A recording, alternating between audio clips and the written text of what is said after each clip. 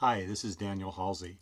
I am the lead designer and co-founder of United Designers, a cooperative of designers and consultants working together in a common platform and design process, each bringing in their individual expertise. We work together as teams across the globe as each designer brings in projects with the support of the design platform. I am also the managing partner of the Natural Capital Plant Database. I have been a permaculture practitioner for approximately 20 years, getting my PDC in 2006 and a Master's of Professional Studies in Horticulture in 2010 from the University of Minnesota. In this presentation, I hope to bring to you insight that I have gained in teaching permaculture courses and practicing ecological design for clients. There is a common thread and an awakening of many of our students, designers, and clients. This common permaculture experience is what I will speak of today, and how it has enabled people to be capable in managing change and building a regenerative and resilient lifestyle. In what is called the Duma Sphere on social media, people talk about an impending economic and societal collapse. Economic or ecological or social or civic, there is an obsession with the fall of our society. It's rather unfortunate that people are so obsessed with the demise of our civilization, but not the demise of cultures, or the habitat that supports civilization. The change is frightening, not because it's predictable in nature, but because it's different. Being unfamiliar with new circumstances is how our struggle starts. For most of us, it is not a matter of where we are going, but where we are coming from and our ability to cope. For others, it will be a very familiar situation, not unlike what they have been practicing for many years.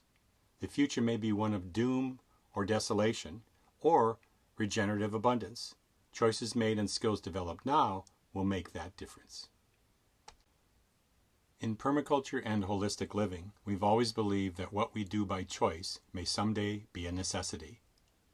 We have been motivated for decades. In 2003, it was peak oil, the collapse of the natural gas system and the electrical grid. That seems to pale now to the real and immediate change we see in global climate. I've always felt that the things we do and the choices we make only improve our lives and build resiliency for adaptation to a new and better life. We don't need it as a lifeboat or as an alternative lifestyle. What we seek is the original lifestyle. Like solar energy, it's not the alternative power source, it's the original power source. Something is telling us to prepare. It all starts with our biological intelligence. It tells you something is wrong, sometimes called the Sniff Test. It just doesn't smell right. You are uncomfortable, you are tense, you're not sure who you should listen to, and you don't trust what you believed in the past. This first phase opens our minds to the possibility of change. We start to think that there may be other options, other ways of thinking, and we become curious. Progressively, our threshold for tolerating the constant barrage of conflicting signals forces us to begin to look for alternatives. We are seeking examples, alternatives, models, and also other people who have been creating change in their own lives. This is where new information comes in, and we start to see the possibilities. We are seeking a new state. Perhaps we are already past the invisible threshold of irreversibility. This large piece of shoreline started to fall maybe 20 years ago. Maybe it was waiting for one large storm or one more rock to be moved from beneath it. It didn't just happen in one day, where the stone cleaved itself and fell in minutes. If you keep your eyes open, you can see patterns. But if you've only seen 20 years of patterns or 30 years of patterns, how can you possibly know of the change? This is where our senses and our biological intelligence comes into play. We are moved to make changes because we know something is wrong, even if we can't define it. Recently in Florida, a large building collapsed. It actually fell over, killing many people and destroying the homes of hundreds. There were signs of this collapse, signs of problems with its very foundation. It wasn't a catastrophic failure of one day, but a systemic failure of those people charged with managing the building and the safety of its occupants. Those in charge found it wasn't economically viable to make the needed repairs. Thus, in time, ignorance and misplaced trust resulted in the suffering of thousands in its collapse. It's exciting when you start this journey and see the other people who are traveling with you. Group conversations, learning circles, internet-based stories from people across the world that are in or are starting their journey. Your conversations have already changed. Things of interest in the past seem unimportant. Conversations you might have had seem trite and even silly. You are finding new friends. I have heard a number of people that they have had to change to a whole new set of friends and community because they just weren't interested in those common topics anymore. Still, what you are seeking is truth, the path, and answers.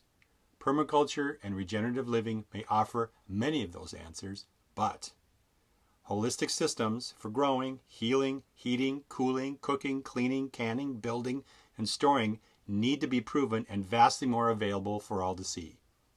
Your systems need to be tested, and they also need to be based on truth, not romanticized and wishful thinking.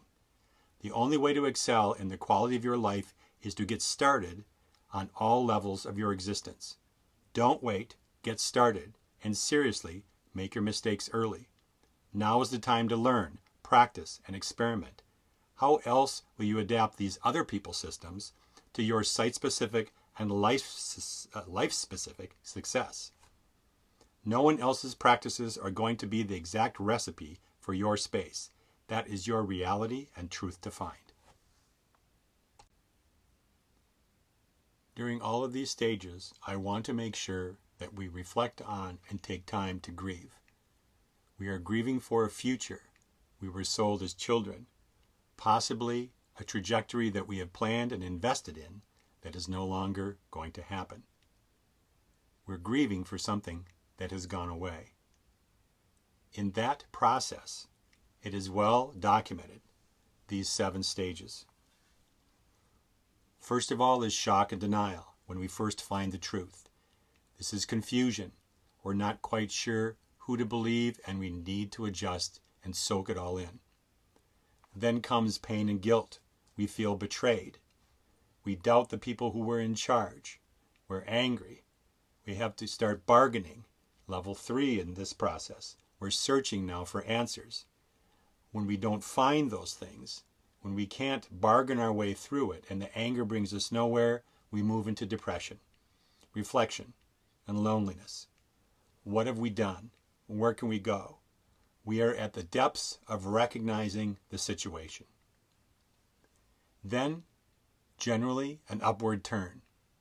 We realize that there needs to be a new reality. We have come to terms with the truth and the direction we are headed. Reconstruction and working through this process was the next step. We need to start making adjustments. We have learned to accept what is going to happen, and we need to move forward. Acceptance and hope is the way to do that. Hope with action. Hope with intention. Not just blind hope and sitting on our hands. These 7 stages of grief are important, and they do follow generally in every stage where we have had loss or a traumatic situation. The 4th stage of the common permaculture experience is waking up and noticing. The more you see, the more you notice. Options begin to appear, and opportunities for redirection bring choices. Being pragmatic, creative, and practical is required when problem solving. We have our principles, we have our ethics, and we have a preference for how we would like things to go. Most of the time, many of these things are out of our control, and we must make decisions. If you are going to move your life forward into a new environment, we will need to leave some things behind. The scars we have from the past tell a story. The baggage and the tools we choose to carry will write the next chapters. We are entering into a new episode for our society, regardless of what pop culture wants to believe. For many of us, there is no decision here. There is no decision to be made since there is only one choice that fits our principles and beliefs.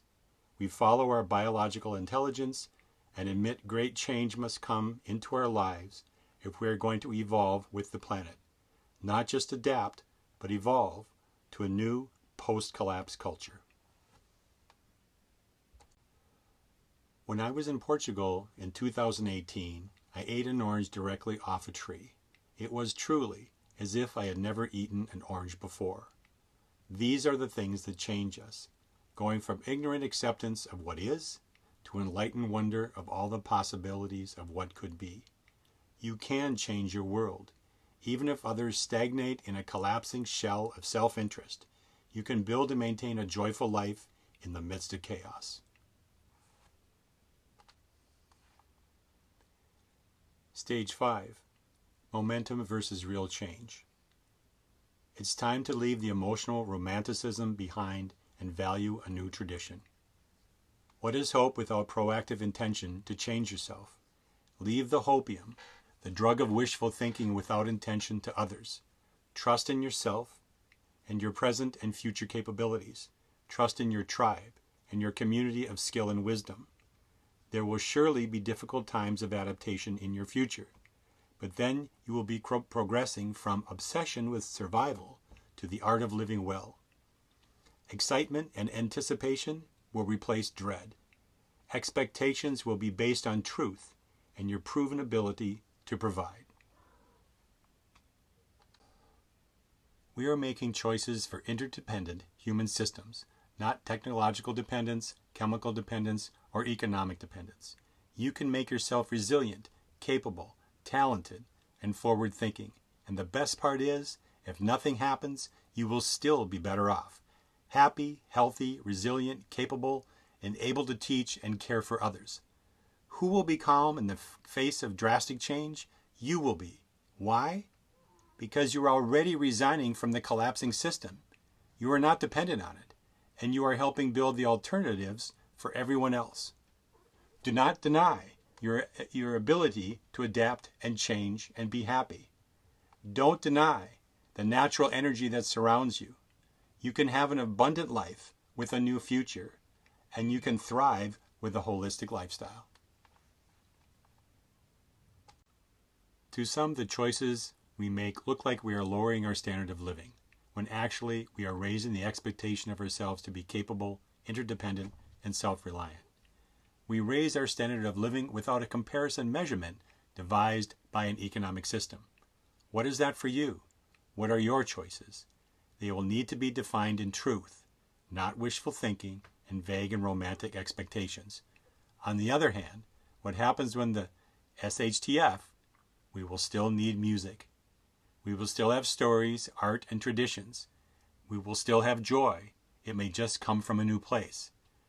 But if you're not fed, clothed, warm, and safe, there will be little time to make art or enjoy it with others. Most of your enjoyment will come from the success in your work and the community you have. Focus building your skills to support a community or your family, or building your family into a community. Then there will always be reasons for celebration. The joy that comes from self-reliance is repeated every time I taste a cherry tomato off one of my vines. The first time I grew potatoes and peppers, I was enlightened to how my life had been devised for me to be a trained consumer. To know the truth and to be awake allows you to know the difference between misplaced trust, lies, and ignorance. Those same skills and biological intelligence are now turned into the anticipation of joy as you see the harvest of our hard work beginning to fruit.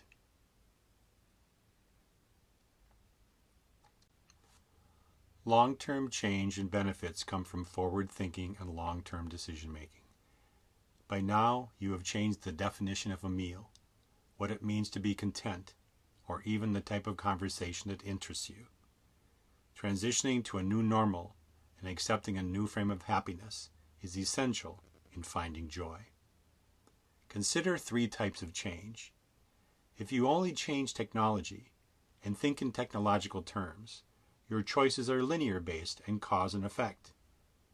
it may only be treating a symptom, and in the process, technology creates huge amounts of toxic waste. It needs to be in constant repair and upgrades. It has no second life. It's pretty difficult to compost any technology, and eventually it will fail completely. Make an ecological change in your lifestyle helps the decisions and guides the transition to a healthier lifestyle. Permaculture principles, such as those by David Holmgren, help guide our decisions and our systems. Ecological change will require a system solution based on a reference ecology or a supporting and regenerative ecosystem. Ecological change is circular, and in the feedback is a great amount of information and observation to guide us. In most areas of the country, we have cyclical and seasonal responses. We will be the land and the regenerating of the local ecosystem. The last change is cultural change. Cultural change is changing our habits, our default decisions. Our culture is triggered into action by muscle memory and traditions. Like the principles for ecological change, cultural change is guided by policy and a belief system, restraining ourselves and living in a lifestyle of delayed gratification, reduced consumption, and building strategies for the future. Cultural change may be the simplest change, but it also is the hardest change. How can I commit these new principles to my lifestyle? It starts with observation and recognition. Recognize the default actions that you have. Recognize those things you do by habit, things that need to change, and start making new decisions to do things better. Recognize the triggers. What are the first things you do when you get up in the morning? What is it that you always buy at the store?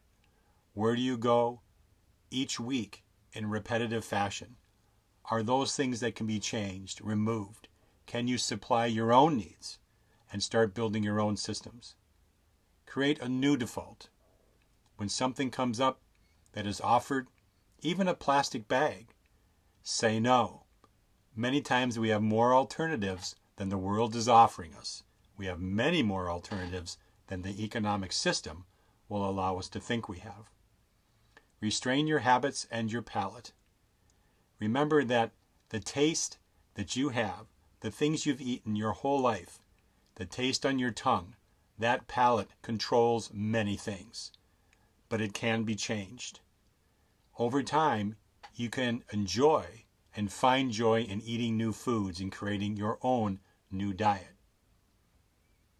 And by the way, in the process of doing this, reducing consumption, any way that you can reduce consumption will create an excess for the future, whether it's power, water, food, or organic material. Reduce what you use and create the most optimized harvest using the least possible materials. And then, finally, use ethics and principles to guide your decisions. What is your belief system? What belief system are you going to follow? There are principles in most every belief system around the world that creates frugality, that helps get through hard times. Follow that wisdom and choose what that will be, and also build a regenerative lifestyle.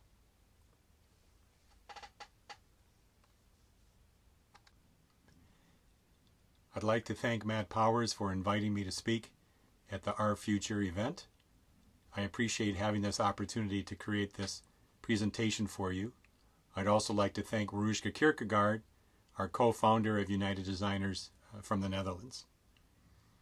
The last word about United Designers, we started this organization about 3 years ago, and I have to say, working as teams and working as a community has accelerated the life changes and careers for all of our team members. As we work through our regenerative nature, please keep in mind to expand your community, expand your skills. I know that you are not alone in these tasks or opportunities.